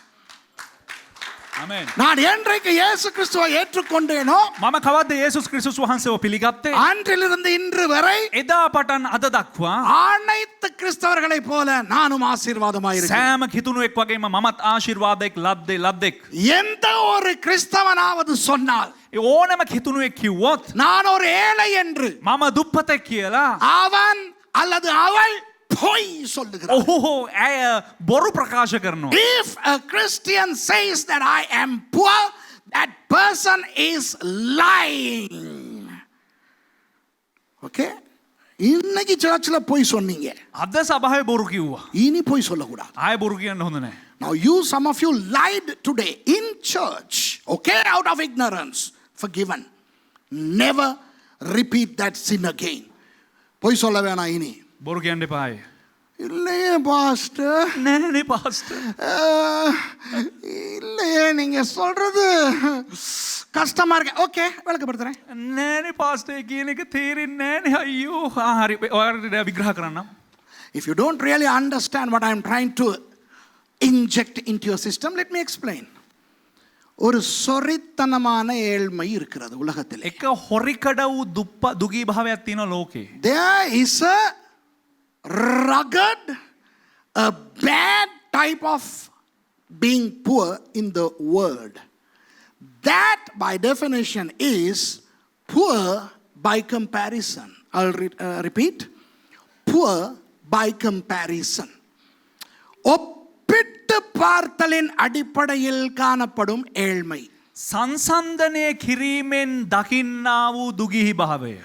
ஒப்பிட்டு பார்த்தலினால் காணப்படுகின்ற ஏழ்மை. සංසන්දනය කිරීමෙන් දකින්ට ලැබෙන්නා වූ ඉදිරිපත් වෙන්නා වූ දුගී භාවය. விளங்குதா? වැටහෙනවද? இப்போ දැන් நடந்து போகிறவன் ඇවිදගෙන යන පුද්ගලයා சைக்கிளிலே போகிறவனோடு தன்னை ஒப்பிட்டு பார்த்து நினைக்கிறான், நான் ஒரு ஏழை, எனக்கு ஒரு சைக்கிள் கூட இல்லைன்னு. බයිසිකල යන එක්කන බල්ල කෙනවා මම එක දුප්පතින් මට බයිසිකලයක් වත්නේ. You know, the guy who walks looks at somebody who is riding a cycle and says, I am so poor that I don't even have a bicycle to ride. சைக்கிள்ல போறவர் மோட்டார் சைக்கிள்ல போறவரை பார்த்து நினைக்கிறாரு, ஒரு மோட்டார் பைக்கு அங்க கூட வைக்கலாத ஏழை நான். බයිසිකල යන පුද්ගලයා මෝට සයිකල යන පුද්ගලයා බලකලයකෝ මට මෝට සයිකලයක් ගන්නවතු අත්කමක් නෑන කියලා. The guy who rides the bicycle looks at somebody riding the motorbike and he says, I am so poor that I cannot even afford a motorbike. மோட்டர்பைக்ல போறவர் கார்ல போறவரை பார்த்து நினைக்கிறாரு, நான் ஏழை, அந்த பணக்காரன் எல்லாம் கார்ல போறான். මෝට බයිසිකල යන එක්කන කාරගේ බල්ල යන එක්කන බල්ල කියනවා මම දුප්පතේ බලපං ඌ කාරේ යනවා කියලා. The motorbike rider looks at somebody traveling in the car and says, I am so poor I cannot afford a car. கார்ல போறவர் ஹெலிகாப்டர்ல போறவரை பார்த்து நினைக்கிறாரு, ஐயோ நாங்கெல்லாம் இதுல தொட்டு கூட பார்க்கறதுக்கு வக்கில்ல, நாங்கெல்லாம் ஏழைகள்னு. කාරගේ යන එක හෙලිකොප්ටරේ යන එක බල කියලා මගේ දෙයියනේ මට ඒක අල්ලලා බලන්නත් මේකක් නෑ මං දුප්පතෙක් කියලා අඬනවා. So the guy who travels in a car looks at the guy who travels on a helicopter and says, I can't even afford to touch a helicopter, so I am poor. ஹெலிகாப்டர்ல போறவர் හෙලිකොප්ටරේ යන එක්කන அவர் நினைக்கிறாரு, එයා හිතනවා அந்த நடந்து போறவன மாதிரி நிம்மதியா நடந்து போக நம்மளால முடியலையே சாமி. අයියෝ අර ඇවිදලා යන එක වගේ නිදහසෙන් ඇවිදලා යන්න බෑනේ ස්වාමීනි කියලා. விளங்குதா? ஹெலிகாப்டர்ல போறவன் யாரு? හෙලිකොප්ටරේ යන්නේ කවුද? அரசியல்வாதி போவான், දේශපාලඥයා, கோடீஸ்வரன் போவான். කෝටිපතියන්. அவனுக்கு நிம்மதியா வெறுங்கால ரோட்டோரத்துல நடந்து போக முடியுமா? උන්ට කවදා හරි නිදහසේ කකුල් දෙකේ පයින් ඇවිදගෙන යන්න පුළුවන්ද පාරක? முடியாது. බෑ. விளங்குதா? So you know, the guy who travels on a helicopter, he must be a very rich bloke or a politician. Can they freely walk, you know, the way that poor person walks? No. No, in this story which I took from the Facebook, this is not mine. මේක මගේ இந்த கதை எந்த கதை இல்ல. මේක මගේ කතාවක් නෑ இது නෙවෙයි. நான் Facebookல இருந்து களவெடுத்தது. මේක මම Facebook එකකින් හොරගම් කරපු එක. எந்த புக்ல இருந்து எடுத்தாலும் இது உண்மையா இல்லையா? කොයි පොතෙන් ගත්තත් මේක ඇත්ත නෙවෙයිද? I may have taken it from any book, Facebook, notes book, you know, body book. Is it true or not? Now, in this story, who is the real poor guy? இந்த கதையில உண்மையாவே யார் ஏழை? මේ කතාවේ ඇත්තටම දුප්පතා කවුද? யாருமே ஏழை இல்லை. කවුරුත්ම දුප්පත් නෑ. ஆனால் இவர்கள் ஒவ்வொருவரும் ஒரு சங்கிலி தொடராக தன்னை ஏழை ஏழை என்று நினைத்தது ஒப்பிட்டு பார்த்து. නමුත් මේ කතාවේ හිටපු පුද්ගලයා දන්වැලක් ආකාරයට මම දුප්පත් කියලා කිව්වේ අනිත් අයව සංසන්දනය කිරීමෙන්. So these people were reacting. This is called the chain reaction. Okay? They were comparing themselves with somebody else. Okay? ஆனால் இந்த கதையினுடைய யதார்த்தம் என்னவென்றால், නමුත් මේ කතාවේ යථාර්ථය කුමක්ද? நடந்து போகிறவன் ඇවිදලා යන පුද්ගලයා அவன் ஆரோக்கியமாய் நடந்து போய் கொண்டிருக்கிறான். ඔහු සුවයෙන් ඔහු ගමන් කරමින් සිටිනවා. The fellow who walks is so healthy. Hey, you know what? Yesterday, 2 pastors right outside the Kottagala train station, 2 other pastors than the one who I was talking about, were trying to convince me that I was wrong by coming to Kottagala on a trishaw. 2 பாஸ்டர்மார் Kotagala ஸ்டேஷனுக்கு முன்னால வச்சு கடைசியா என்னோட பேசிக்கிட்டு இருக்காங்க. ඊයේ කොටකල station එකේ ඉස්සරහා ඉඳලා මේ පාස්ලා දෙන්නෙක් මගේ මාත් එක්ක අවසානයේට කතා කරගෙන ඉන්නවා. அவங்களும் பார்க்கறாங்களோ தெரியல. ඒ කට්ටියත් බලනවත් දන්නේ නැහැ. அவங்க 2 பேரும் எனக்கு புத்திமதி சொல்றாங்க. ඒ කට්ටිය මට අනුශාසනා දුන්නා. அதாவது நான் செஞ்சது தவறா. ඒ කියන්නේ මම කරේ වැරද්දක්. பாஸ்டர் நீங்க வெஹிக்கிள்லயா வந்தீங்கன்னு கேட்டாங்க. வெஹிக்கிள்லயா வந்தீங்கன்னு கேட்டாங்க. පාස්ටර් ඔබ වෙහිකල් එකේ දාවි කියලා ඇහුවා. நான் சொன்னேன் ஆமா. එතන මම කිව්වා ඔව්. எதுன்னு கேட்டாங்க. මොකේද කියලා ඇහුවා. அந்த நேரம் பார்த்து நம்மட நீல வெஹிக்கிள் ஆட்டோ வருது. එතකොට අපේ ඒ වෙලාව බලලා අර අපේ නිල් පාට වෙහිකල් එක මේ ත්‍රිරෝද රථයේ පැමිණෙනවා. ஆட்டோ வெஹிக்கிள் தானே? මේ ත්‍රිරෝද රථයක් මේ වෙහිකල් එකක් A නේ. trishaw is a vehicle, right? Am I right? Uncle, am I right? It's a vehicle, right? But not many Christians know that. They think vehicle has to have 4 wheels. Okay? So a vehicle minus 1 wheel is not a vehicle. Okay? வாகனத்திலே வந்தீங்கன்னு கேட்டான். වාහනේ දාවි කියලා ඇහුවා. நான் சொன்னேன் வாகனம் அந்த இருக்கு அதுதான் வந்தேன். මම කිව්වා වාහනේ අර තියෙනවා ඒක තමයි වාහනේ. எது அந்த කොකද? அது ஆட்டோ தானே. ඒක ත්‍රිවිල් එකක් නේ. விளக்குதா? அதுதான் இப்போ எனக்கே புரியலை. அப்போ ஆட்டோ வாகனம் இல்லை, එතකොට මටම තේරෙන්නේ නැහැ. එතකොට ත්‍රිවිල් එකක් වාහනයක් නෙවෙයි. ஆட்டோ மிருகமா? මේ මුර්ගයක්ද මේ ත්‍රිවිල් එක කියන්නේ. Is a trishaw an animal? I mean, I was thinking that it's a vehicle. So yesterday these two pastors were trying to teach me that a trishaw is not a vehicle, it's something else. So you, pastor, with your caliber and capacity should come in a vehicle. அப்போ அவங்க சொல்றாங்க, pastor நீங்க ஒரு பெரிய ஊழியக்காரன், ඉතින් ඔවුන් කියනවා පාස්ටර් ඔබ ලොකු දේවදාසෙක්. நீங்க வெஹிக்கிள்ல தானே வரணும். ඔබ වාහනයකින් එන්න ඕන. நான் சொன்னேன், அந்த பெரிய வெஹிக்கிள் ஒன்று நிற்குதே, பஸ், මම කිව්වා අර ලොකුවර වාහනයක් තියෙනවනේ බස් එක. அது என்னதான். ඒක මගේ තමයි. So I told this big vehicle, vehicle, the bus, that's mine. அப்போ அதில் வரலையா நீங்க? ඉතින් ඒක ආවේ නැද්ද ඔබ? இல்லை. නෑ. பாஸ்டர் அப்போ ஆட்டோவில் வந்து உங்களுக்கு இடுப்பெல்லாம் வலிக்குமே, එතකොට පාස්ටර් ඔයා ත්‍රිවිල් එක යවනවා ඔය කොන්ද ඔක්කොම රිදෙයි. உங்களுக்கு டயர்டா இருக்குமே. ඔයාට මහන්සි වෙන්නේ. பாஸ்டர் இல்லை, මං කිව්වා නෑ. நல்லா ஜொலியா வந்தேன். හොඳ ජොලියට ආවා. They are trying to tell me that I am wrong in saying that I was comfortable coming in that trishaw. நான் சொல்றேன் நல்லா வந்தேன், அவங்க சொல்றாங்க அப்படி இருக்க முடியாது. நீங்க எப்படி? මම කියනවා මම හොඳට කම්ෆර්ටබල් එකේ ජොලිය ආවා කියලා. ඒ කට්ටිය කියනවා නෑ ඒක වෙන්න බෑ, ඒක වෙන්න බෑ ගන්නවා. இன்றைக்கு கிறிஸ்தவனும் சரி, ஊழியக்காரனும் சரி, விசுவாசியும் சரி, நாசமா போவது இந்த ஒப்பிட்டு பார்த்து. අද මේ ක්‍රිස්තියානිකාරයා හරි සේවකයා හරි අනිත් අය හරි විනාශ වෙලා හැන ගහිලා යන්නේ සංසන්දනය කිරීමෙන්. This comparison is destroying pastors and destroying Christians. So many people think they are poor because they are looking at somebody else who apparently has certain things that this person doesn't have. தன்னிடத்தில் இல்லாத ஏதோ சில விஷயங்கள் இன்னொருவருக்கு இருக்கிறதை பார்த்து அவரோடு ஒப்பிட்டு இவர் சொல்லுகிறார் நான் ஏழை. තමාගාව නැති දේවල් තව පුද්ගලෙක් ගාව තියෙනවා කියලා සංසන්දනය කර බලලා කියන්න යනවා, හිතා ගන්නවා මම දුප්පතෙක් කියලා. ஏழை சபை, දුප්පත් සභාවක්. a poor church. ஏன் ஏழை? ඇයි දුප්පත්?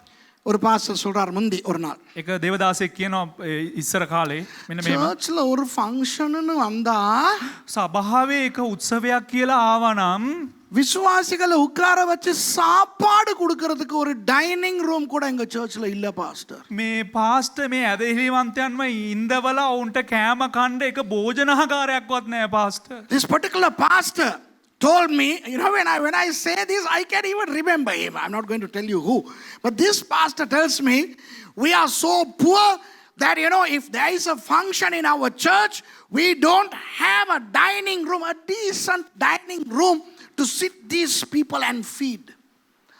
அந்த பாஸ்டர் போன்ற பாஸ்டர்களுக்கு நான் சொல்றேன், ඒ පාස්ටර් වගේ පාස්ටර්ලට මම කියන්නම්, உங்க சர்ச் இயேசு கிறிஸ்துவனுடைய சர்ச்சை விட பணக்கார சர்ச். ඔබේ සභාව යේසුස් ක්‍රිස්තුස් වහන්සේගේ සභාවට වැඩිය ඉතා උසස් මේ සඵලත්වයේ සභාවක්. I am telling you pastors who don't have a dining room or a decent dining room in your church, wow, your church is much more richer than the church of Jesus Christ.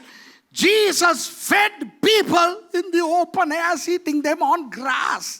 இயேசுவானவர் வெளியில புல்லுல உட்கார வச்சு திங்க கொடுத்தாரு. යේසුස් වහන්සේ කණ්ඩ දුන්නේ මිනිසයන්ට මේ එළියේ මේ වල්ගොඩවල ඉඳවලා. இயேசுவானவருடைய டைனிங் ரூமை பத்தி பைபிள்ல என்ன சொல்லி இருக்கு? යේසුස් වහන්සේගේ භෝජනාගාරය ගැන බයිබලයේ මොකක්ද කියන්නේ? Have you ever discovered anything about the dining hall of Jesus of Nazareth Ministries? Jesus of Nazareth Ministries restaurant. ரேட்டரத்துல පාරයිනේ புல்லுல වල්ගොඩේ அப்படியே உட்கார வச்சு එහෙම ඉඳගනින් කියලා திங்க கொடுத்துட்டு வீட்டுக்கு போனா அனுப்புறாரு. කණ්ඩ දීලා පළයව කියලා ගෙවල් වලට යවුවා. வெயிட்டர் யாரு? කවුද වේටර්ලා? வெள்ளையா உடுத்திட்டு போ கட்டிக்கிட்டு மெனுவோட வரவனா? මේ සුදුවට ඇඳලා බෙලෝ එක ගහගෙන මෙනු එකත් එක්ක එන්නේ. இல்ல, எல்லாம் இவங்க தான் 12 பேர் தான் போயிட்டு சாப்பாடை பரிமாறி எல்லாம் பண்ணி 12 கூட நிறைய எடுக்கணும். නෑ මේ 12 දෙනාම තමයි ඒ කට්ටිය ඔක්කොම ගිහලා කෑම බෙදලා දීලා ආපහු ඔක්කොම කූඩ වලට එකතු කරලා ගන්න ඕන. Jesus of Nazareth Ministries feeding people along the road, by the side of the road on grass. No waiters with their bowls and their menus. Okay. And தெய்வமே என்னையா பேசுறீங்க? මොනවද අය කතා කරන්නේ? இயேசுவானவர் உலகத்திலேயே சிறந்த ஐஸ்வர்யமான பாஸ்டர். යේසුස් වහන්සේ ලෝකෙම හිටපු ඉස්තරම්ම සඵලත්වයේ මේ දේවගතිතුමා. The most prosperous and successful pastor we ever had in human history. Jesus Christ.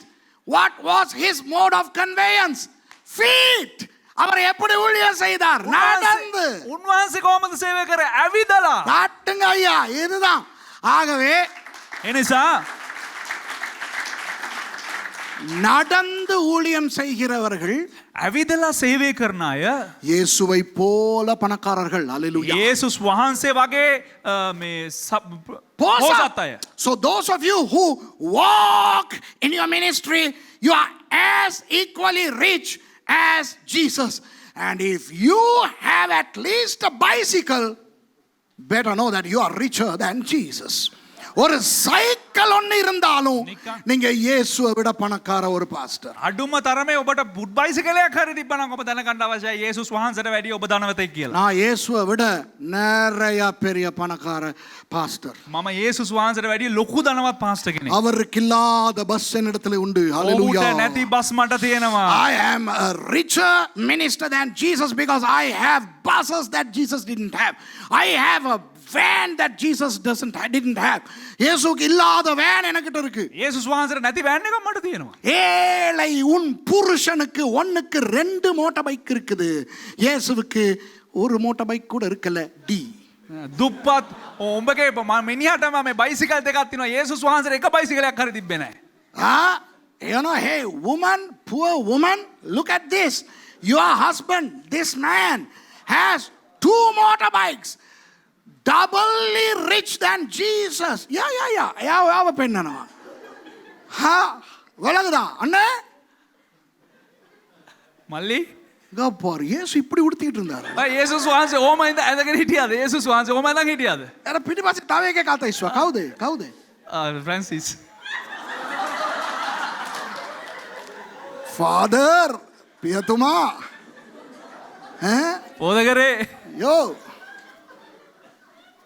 உலகத்திலேயே ஐஸ்வர்யமான பாஸ்டர் இயேசுவே ලෝකෙම පොහොසත් පාස්ටර් යේසුස් වහන්සේම நாசரேத்திலிருந்து எருசலேமுக்கு 3 நாள் நடந்து தான் போக வேண்டியது. නාසරෙත් ඉඳලා යෙරුසලමට යනකල් දවස් 3ක් තමයි ඇවිදගෙන යන්න ඕනේ. நீர் சுதும்பலையில இருந்து இந்த பின் வழியால பெல்வுட் வாரதுக்கு உமக்கு ஒரு சிகப்பு கலர் பைக் இருக்குது. ඔයාට සුදුහුම්බල ඉඳලා පිටිපස්සේ මෙහෙට එන්න අර රතු පාට බයික් එකක් තියෙනවා. நீர் ஏழையோ? ඔබ දුප්පත්ද? என்ற தெய்வமே. You know, I mean, okay, we can laugh. நம்ம சிரிக்கலாம். ஆனா இதுல இருந்து விளங்குதா இல்லையா? දැන් මේක තේරෙනවද නැද්ද? We are not poor. That's what I'm trying to say to you. We are not poor. Christians are not poor. கிறிஸ்தவர்கள் ஏழைகள் அல்ல. நாம் ஏழைகள் அல்ல. අපි දුප්පතුන් නොවේ. முந்திய விட நான் இப்ப ஆசீர்வாதமா இல்ல. ඉස්සරට කලින් මම දැන් හොඳට ආශිර්වාදපත් වෙනවා එහෙම නෙවෙයි. முந்திய நான் ஆசீர்வாதமா தான் இருந்தேன். ඉස්සරත් මට ආශිර්වාද තිබ්බා. I am not more blessed now than before. I have always been blessed and I am going to be blessed till I die. சாகர வரைக்கும் நான் ஆசீர்வாதமா தான் இருப்பேன். මැරෙන කල්ම ආශිර්වාදයෙන් තමයි ඉන්න යන්නේ. நீங்கள் எல்லாரும் கிறிஸ்தவர்கள் எல்லாரும் ஆசீர்வாதமாய் தான் இருப்பீர்கள். ඔබ හැම කිතුණුවෙක්ම ආශිර්වාද වලින් තමයි ඉන්න යන්නේ. All Christians are blessed because God is providing for us. Whatever God has given you, He has given you because you need them now. If you don't need certain things, He's not going to give you. Now that doesn't make you poor. உங்களுக்கு ஏதாவது தேவை இருந்தால் ஆண்டவர் கொடுப்பார். ඔබට අවශ්‍යතාවයක් තිබුණා දෙවියන් වහන්සේ දේ ලබා දෙනවා. கொடுக்கலையா? දුන්නේ නැද්ද? நீங்க நினைக்கலாம் உங்களுக்கு தேவைன்னு.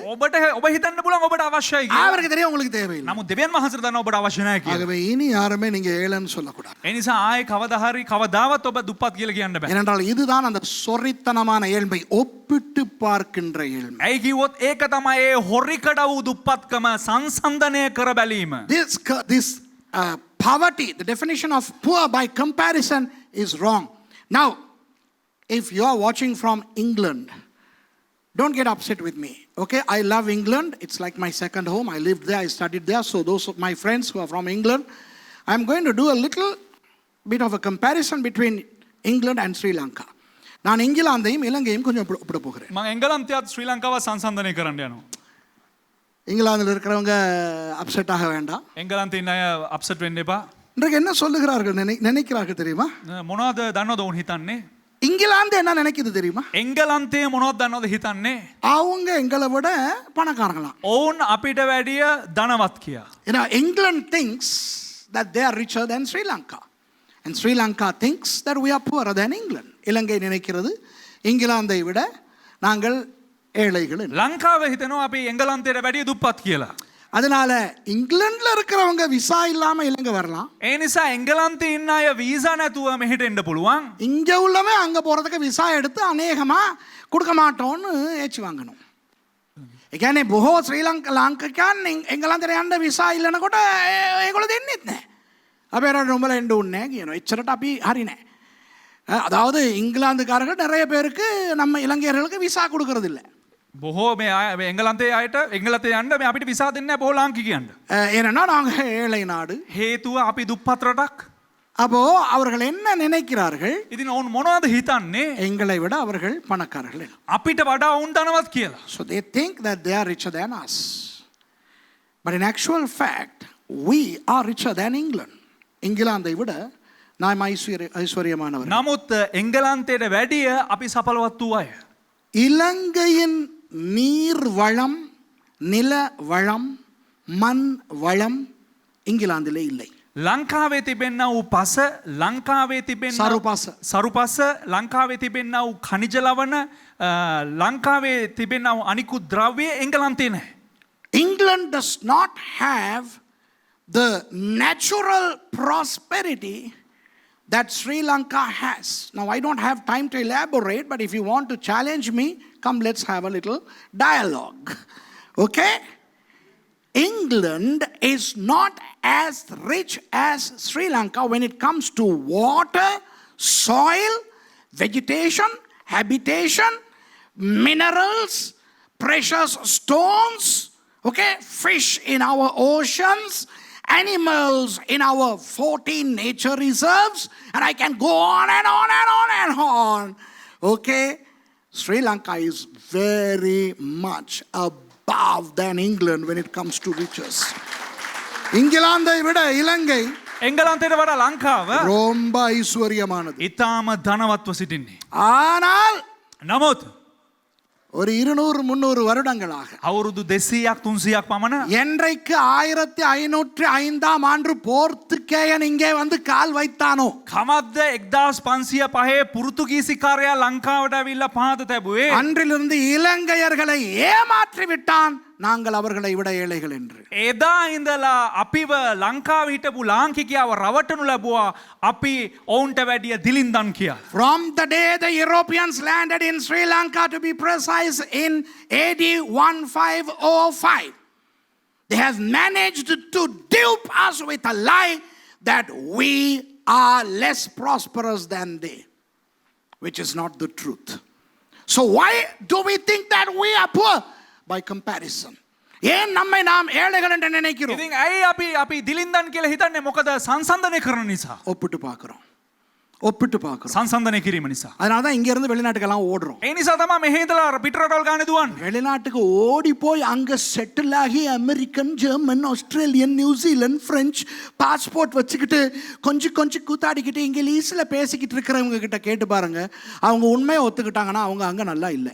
ලංකාවේ ඉන්න අය මෙහෙ දාලා ගිහිල්ලා එහෙ සිටිසන්ෂිප් අරගෙන පොඩිවට ඉංග්‍රීසි අරේ මේ කතා කරලා අපි ෆ්‍රෙන්ච් කාරයෝ, අපි ජර්මන් කාරයෝ, අපි US කාරයෝ, අපි ඉංග්ලන්ඩ් කාරයෝ කියලා කිව්වට ඇත්තට මේ කටින් ගහලා බලන්න ඒ එකෙක්වත් හොඳට නැහැ. If only our Sri Lankans who have migrated to these Western countries admit the fact that they are not happy and free and rich and prosperous as the way we are in Sri Lanka.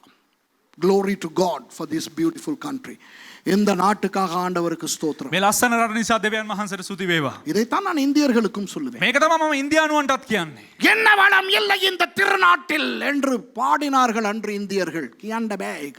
මේ ඉන්දියාවට විතරයි.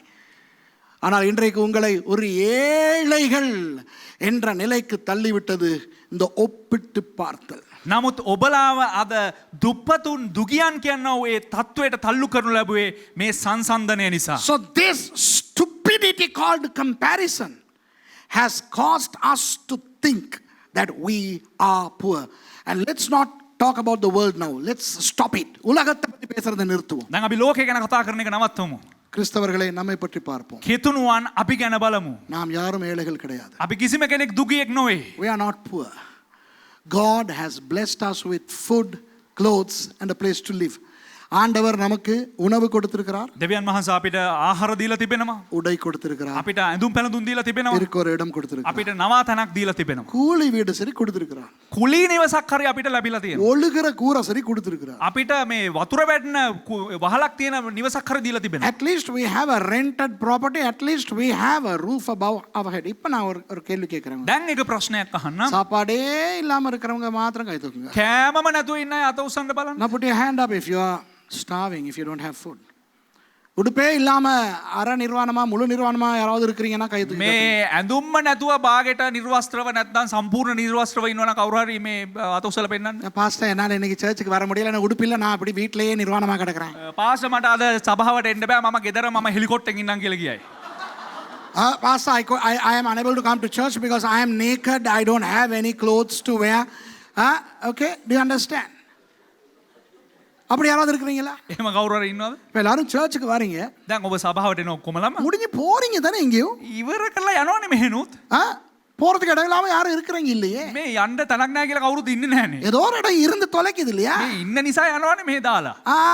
அப்ப அந்த சாப்பாடு உடுப்பு இருக்கிற இடம் எல்லாம் ஆண்டவர் கொடுத்துட்டாரு, ஆகவே நீங்க யாரும் ஏழை கிடையாது. ඒ නිසා ඔබට දෙවියන් වහන්සේ ඇඳුම් කෑම නිවහන ඔක්කොම දීලා තිනවා. ඒ කියන්නේ ඔබ කිසිම කෙනෙක් දුප්පතෙක් නෙමෙයි.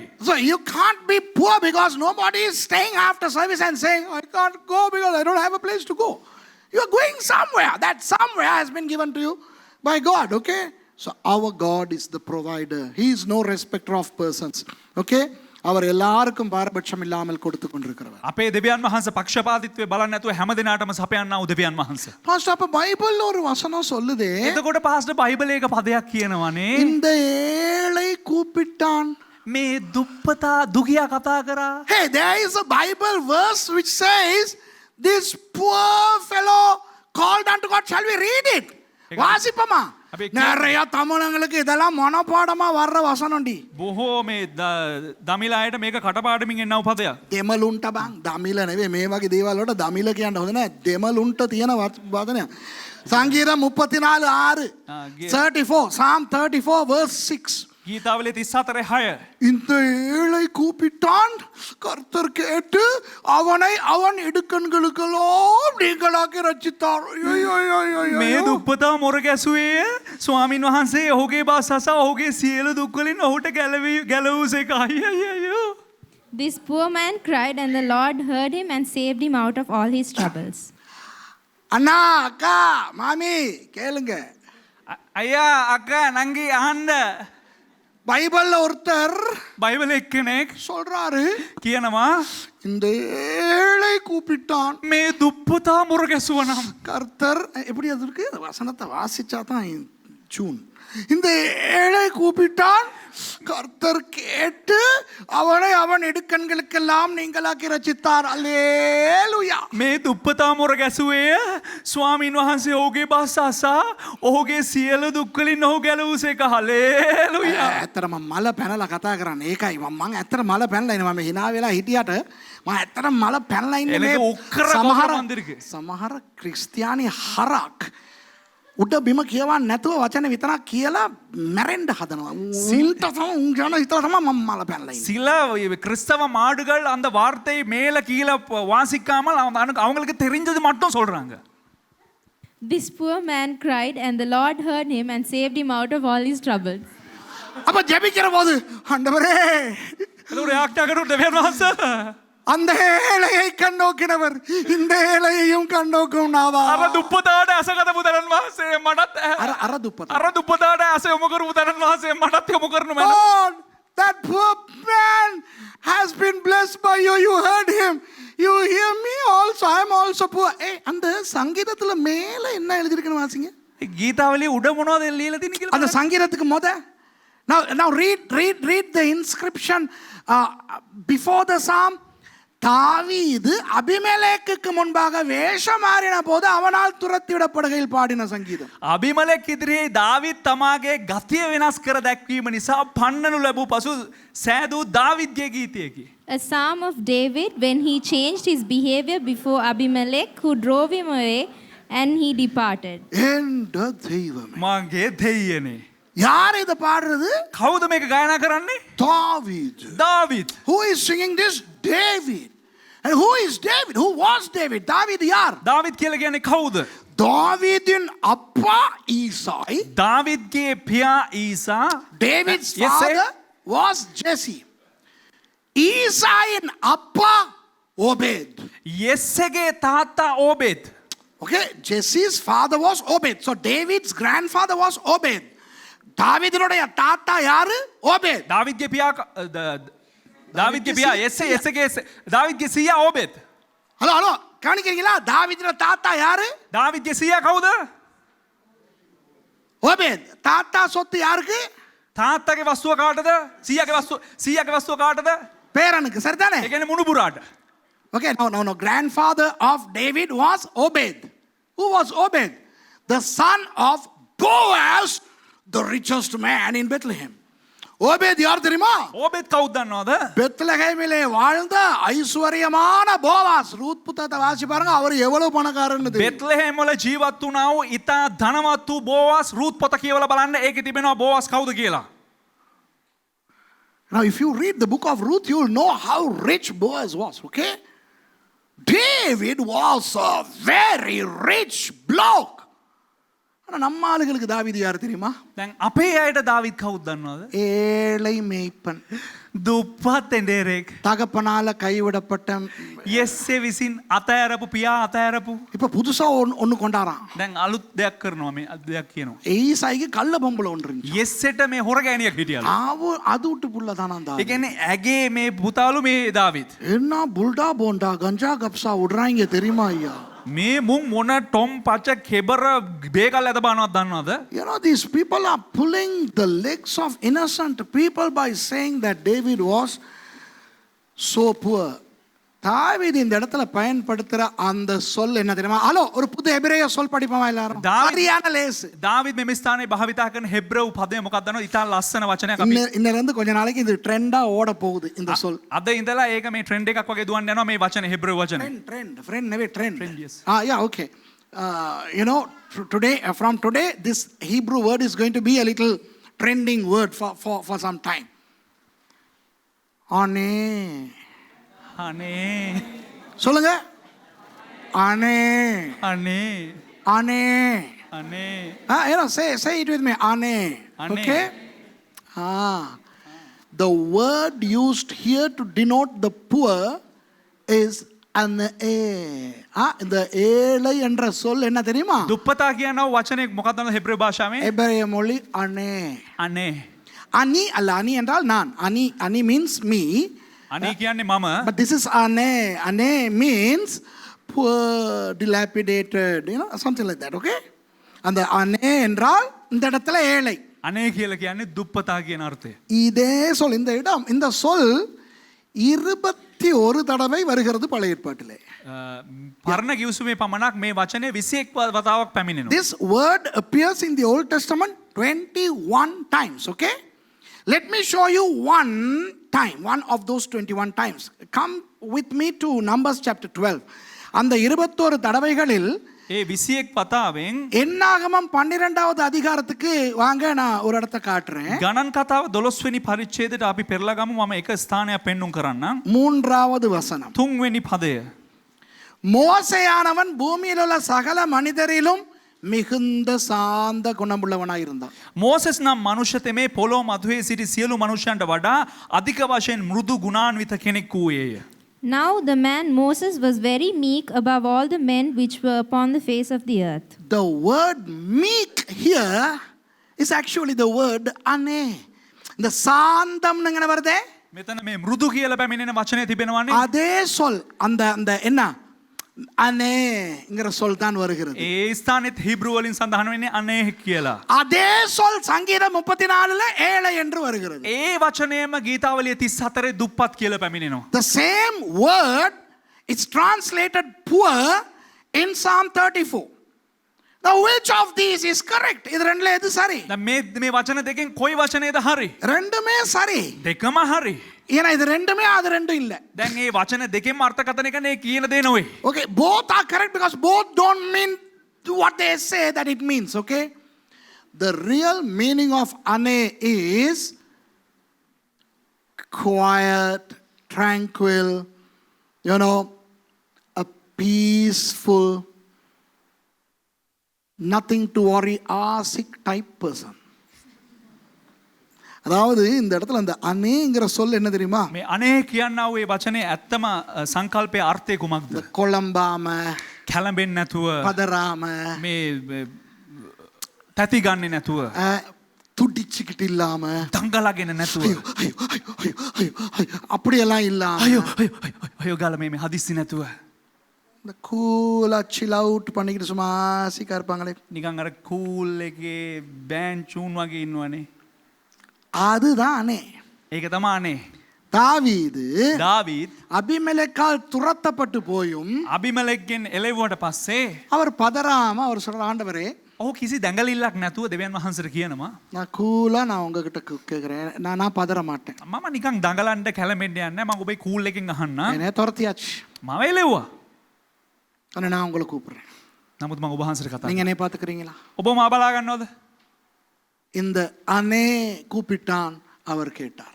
මේ අනේ කතා කරා උන්වහන්සේ ඇහුවා. Do you understand? When David was chased by Abimelech, okay, David did not have a place to go, and still he was so peaceful, tranquil, and he said, Lord, you are my refuge. I am helpless, you help me. And God helped. அதே போல மோசே, ඒ වගේම Moses அவர் ஒரு கூலான சாந்த குணமுள்ளவர். ඔහු මේ ඊට මෘදු සාන්ත ගුණයෙන් යුත් පුද්ගලෙක්. அதைத்தான் என்னாகமம் 12 சொல்லுகிறது. ඒක තමයි ගණන් කතාව 12 වෙනි පරිච්ඡේදයේ. Numbers 12:3 says that Moses was a very peaceful, tranquil guy. So the rendering in Psalm 34 doesn't suggest that the singer David was poor financially.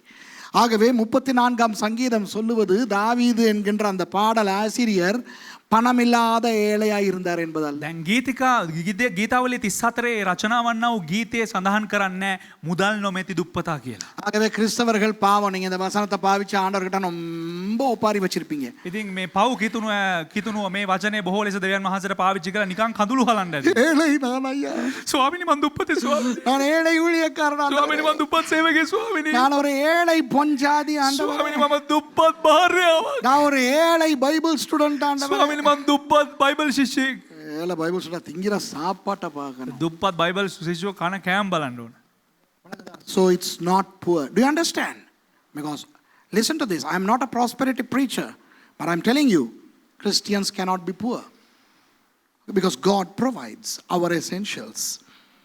நான் சுபீட்ச செழிப்பு உபதேசகன் அல்ல. මම සපලත්වේ මේ මූලධර්ම දේශනා කරන්නෙක් නොවේ. நான் என்ன சொல்லுகிறேன்? නමුත් මම මොනවද කියන්නේ? கிறிஸ்தவர்கள் ஏழைகளாக இருக்க முடியாது. කිතුනුවන් දුප්පතුන් වෙන්න බෑ. ஆண்டவர் தேவைகளை சந்திக்கிறார். දෙවියන් වහන්සේ අවශ්‍යතාවයන් සම්පූර්ණ කරනවා සපයනවා. 1 தீமோத்தேயு 6:6 தான் ரகசியம். 1 තිමෝති 6:6 තමයි රහස. 1 Timothy 6:6 is the secret, you know. போதும் என்ற மனதுடனே கூடிய தேவ பக்தியே மிகுந்த ஆதாயம். ලක්පමණින් මොකද්ද? ලත්පමණින් සතුටු වීම සමග භක්තිවන්තකම මහත් ලාභයක් කිය. Godliness with contentment is great gain. Godliness with contentment. Enough. What I have is enough. எனக்கு இருப்பது போதும். මට තිබෙන දේ ඇති. ஆண்டவர் என்னை ஐஸ்வர்யமாய் வைத்திருக்கிறார். දෙවියන් වහන්සේ මාව සපලත්වෙන් තබලා තිබෙනවා. ஆமென். ආමෙන්.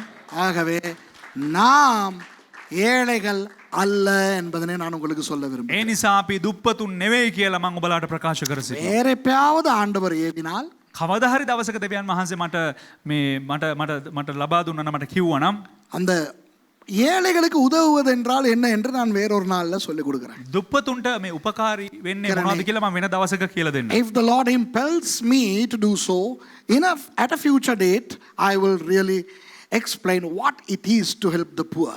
Okay, we don't need to worry about receiving help. We don't need help because we are not poor. God has blessed us. நாம் ஏழைகள் அல்ல, ஆண்டவர் நம்மை ஆசீர்வதித்து අපි வைத்திருக்கிறார். දුප්පතුන් නෙමෙයි දෙවියන් වහන්සේ අපිව ආශිර්වාද කර දෙනවා. ஓகேயா? හරිද? Praise the Lord. எழுந்திருந்து ஜெபம் பண்ணுவோம். අපි නැගී සිට අපි ආඥා කරමු.